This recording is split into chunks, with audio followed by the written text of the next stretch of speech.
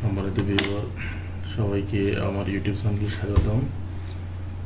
আজকে আমি সরকারি চাকরিতে নতুন যোগদানকৃত অফিসার কর্মকর্তা বা কর্মচারীদের জন্য একটি টিউটোরিয়াল নিয়ে হাজির হয়েছি। আজকে আমি দেখাবো কিভাবে সরকারি চাকরিতে যোগদান করার পর প্রেফিক্সেশন করতে হয়। প্রেফিক্সেশন হচ্ছে ইএফটিতে বেতন পাওয়ার প্রথম ধাপ। একজন সরকারি কর্মকর্তা বা কর্মচারী সরকারি চাকরিতে যোগদান করেই প্রথমে যে কাজটি করতে হয় সেটি হচ্ছে প্রেফিক্সেশন। প্রেফিক্সেশনের মাধ্যমে প্রথমে বেসিক নির্ধারণ করতে হয়। বেসিক নির্ধারণ করার পর তারপর ইএফটির তথ্যগুলো দিয়ে বেতন পাওয়ার যে প্রক্রিয়া সেটি সম্পন্ন করতে হয়। তো কথা না বাড়িয়ে আমি চলে যাচ্ছি মূল কাজে। এজন্য প্রথমে একটা ব্রাউজার ওপেন করতে হবে। ব্রাউজার ওপেন করে অ্যাড্রেস বারে লিখতে হবে ibas.finance.gov.bd/fixation। এন্টার বাটনে প্রেস করতে হবে। এন্টার বাটনে প্রেস করার পর ইন্টিগ্রেটেড বাজেট অ্যান্ড অ্যাকাউন্টিং সিস্টেমে অনলাইন বেতন নির্ধারণে যে ওয়েবসাইট সেটি প্রদর্শিত হবে।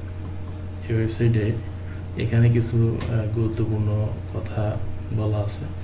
বিশেষ সতর্কতা এবং পূর্ব প্রস্তুতি, এই বিষয়গুলো একটু ভালো করে দেখে নিতে হবে। বিশেষ করে পূর্ব প্রস্তুতি যে অপশনটা রয়েছে, এখানে প্রেফিক্সেশন করতে গেলে কি কি ডকুমেন্ট প্রয়োজন হয় সেই বিষয়গুলো এখানে লেখা আছে, এগুলো দেখতে হবে। দেখে নিয়ে এগুলো সফট কপি রেডি করে প্রস্তুত রাখতে হবে। তো এখানে এটা দেখার পর এখানে দুইটা অপশন রয়েছে, বন্ধ করুন এবং পরবর্তী ধাপ। তাহলে পরবর্তী ধাপে যাওয়ার জন্য পরবর্তী ধাপ অপশনে ক্লিক করতে হবে। ক্লিক করার পর এখানে কিছু জরুরি নির্দেশনা দেওয়া আছে। এই নির্দেশনাগুলো এখানে বলা আছে প্রিন্ট নিন এবং নির্দেশনাগুলো আবশ্যিকভাবে অনুসরণ করুন। তো এখানে এটা ভালোভাবে পড়ে নেবেন, কারণ প্রিফিক্সেশন বিভিন্ন ক্যাটাগরির প্রিফিক্সেশন হয়ে থাকে। পদোন্নতির প্রিফিক্সেশন হয়ে থাকে, তারপর স্কেল পরিবর্তন হলে প্রিফিক্সেশন হয়ে থাকে, নতুন চাকরিতে যোগদানকৃত হলে প্রিফিক্সেশন হয়ে থাকে, জাতীয়করণকৃত প্রতিষ্ঠান হলে সেই ক্ষেত্রেও প্রেফিক্সেশন হয়ে থাকে। প্রাথমিক বিদ্যালয়ের জন্য আলাদা একটা সেকশন রয়েছে, সেখানেও প্রেফিক্সেশনের কিছু ধাপ রয়েছে। তো সেজন্য আপনি কোন ক্যাটাগরিতে প্রেফিক্সেশন করবেন এটা ভালো করে পড়ে আপনাকে সেইভাবে প্রস্তুতি নিতে হবে। এটা পড়ার পর এখানে একটা চেক বক্স রয়েছে। এই চেক বক্সে এখানে আমি প্রিন্ট নিয়েছি, পড়েছি এবং বুঝেছি। এখানে টিক চিহ্ন দিয়ে পরবর্তী অপশনে ক্লিক করতে হবে। পরবর্তী অপশনে ক্লিক করার পরে এবার এখানে অনেকগুলো মডিউল শো করবে।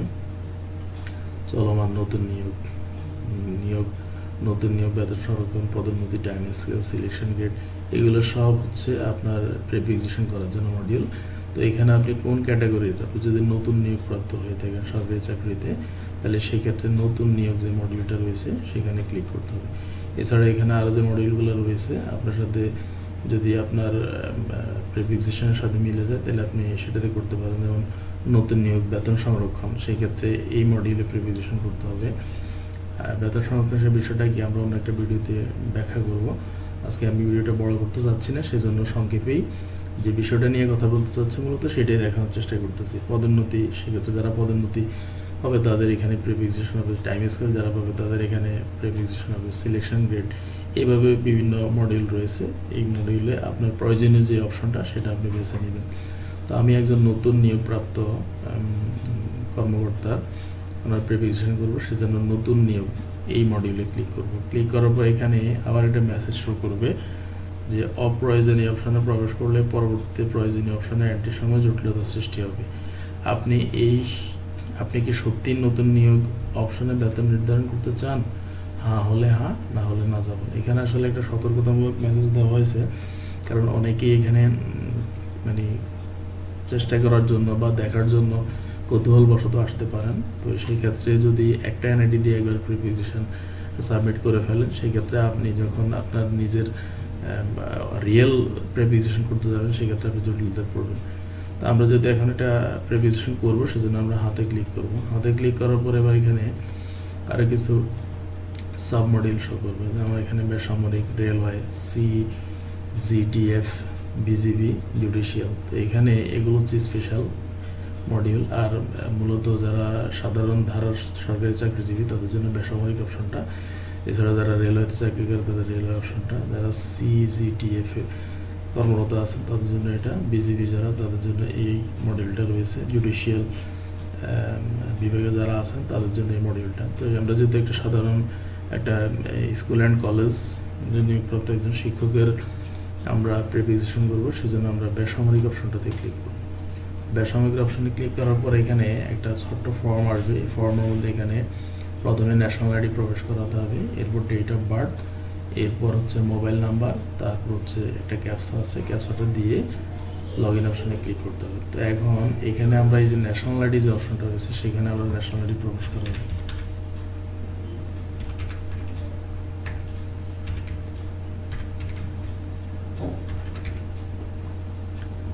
একটা ন্যাশনাল আইডি নাম্বার আমরা প্রবেশ করালাম, বা আমরা যার প্রিপারেশন করতে যাচ্ছি তার ন্যাশনাল আইডি নাম্বারটা আমরা এখানে প্রবেশ করালাম।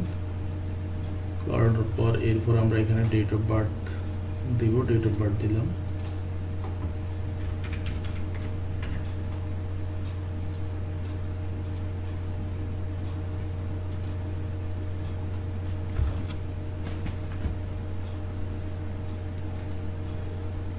তারপর এখানে মোবাইল নাম্বারটা প্রবেশ করলাম।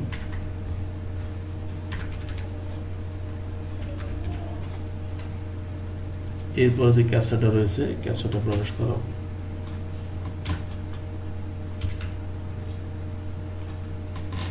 ক্যাপচাটা প্রবেশ করানোর পর তথ্যগুলো আবার ভালো করে যাচাই করে দেখবেন, মিলিয়ে দেখবেন ঠিক আছে কিনা। ঠিক থাকলে লগ ইন অপশনে ক্লিক করবেন। লগ ইন অপশনে ক্লিক করার পর একটা মেসেজ শো করবে যে পরবর্তীতে লগ ইন করার জন্য আপনার মোবাইলে প্রেরিত 4 সংখ্যার ভেরিফিকেশন মানে এন্ট্রি দিতে হবে। তো ওকেতে ক্লিক করার সাথে সাথে মোবাইলে একটা ভেরিফিকেশন নাম চলে আসবে, ওই নাম্বারটা এখানে প্রবেশ করাতে হবে।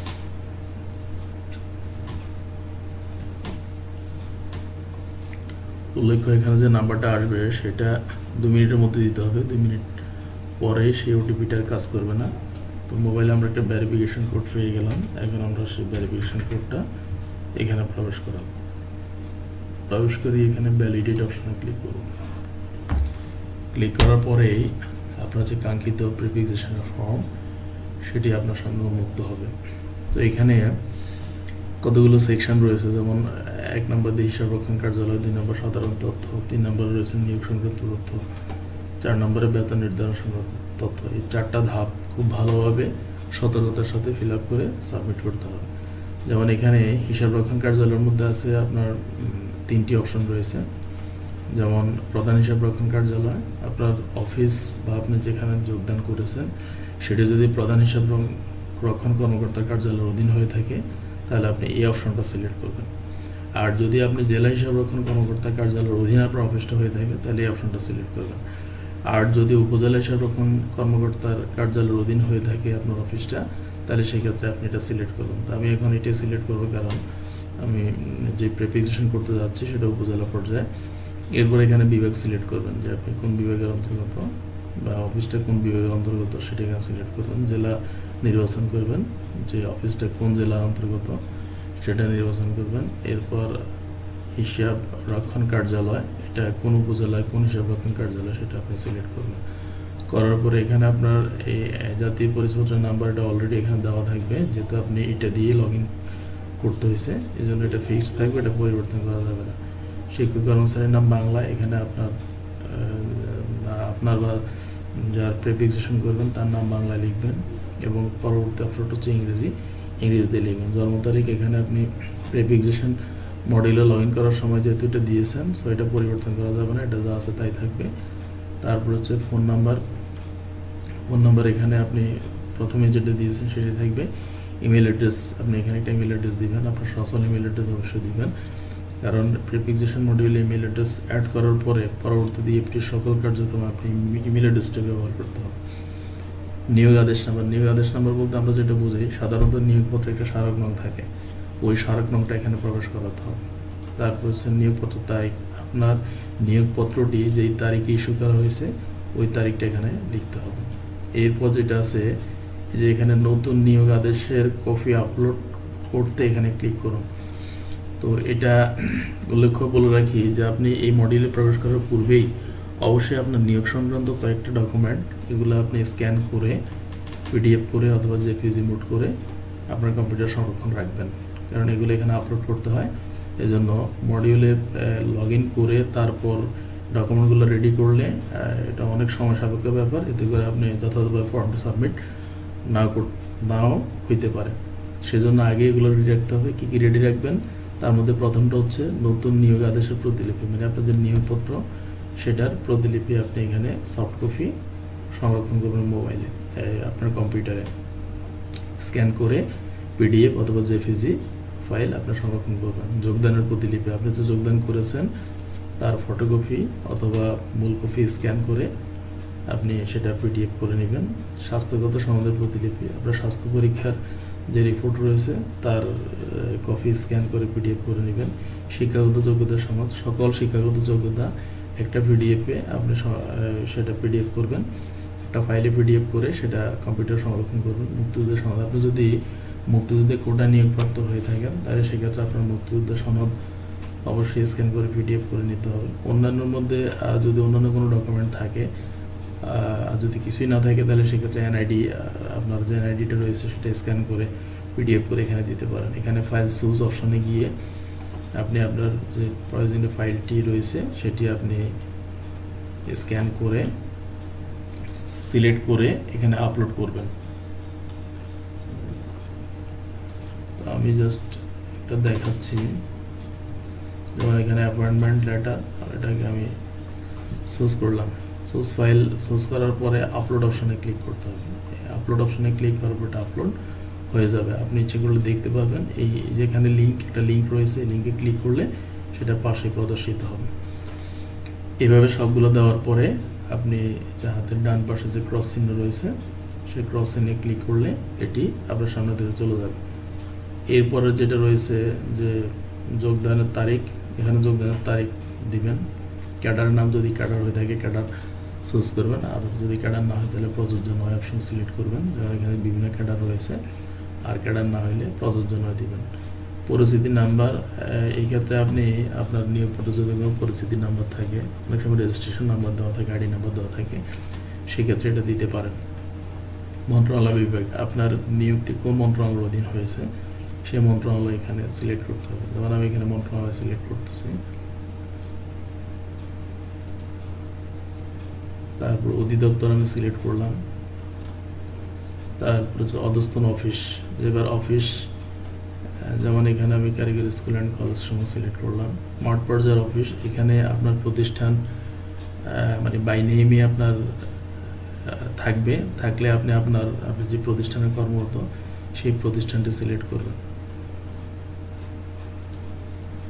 এরপর যোগদানের তারিখে পদবি, আপনি যখন যোগদান করেছেন বা আপনার নিয়োগপত্রে যে পদবি দেওয়া আছে সেই পদবিটা এখানে সিলেক্ট করবেন।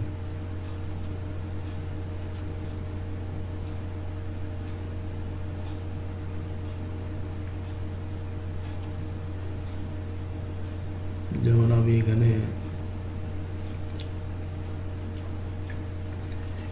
দিলাম পদবি। এরপরে যেটা আছে চতুর্থ ধাপে রয়েছে, আমরা চতুর্থ ধাপে হচ্ছে বেতন নির্ধারণ সংক্রান্ত তথ্য। তো বেতন নির্ধারণ সংক্রান্ত তথ্যের মধ্যে যোগদানের তারিখে বেতন, গ্রেড বা স্কেল, আপনাকে নিয়োগপত্রে একটা স্কেল উল্লেখ করে নিয়োগ দেওয়া হয়েছে, সেটা অবশ্যই নিয়োগপত্র ভালো করে দেখবেন।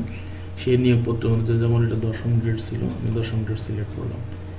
এবার এখানে যে খ অপশনে যে বিষয়টা রয়েছে অতিরিক্ত ইনক্রিমেন্ট প্রাপ্য কিনা, হ্যাঁ না, এই বিষয়টা অবশ্যই একটা গুরুত্বপূর্ণ বিষয়। বিশেষ করে যে চাকরি বিধি রয়েছে, চাকরি বিধি অনুযায়ী আপনার মাস্টার্স সহ যদি আপনি যোগদান করে থাকেন,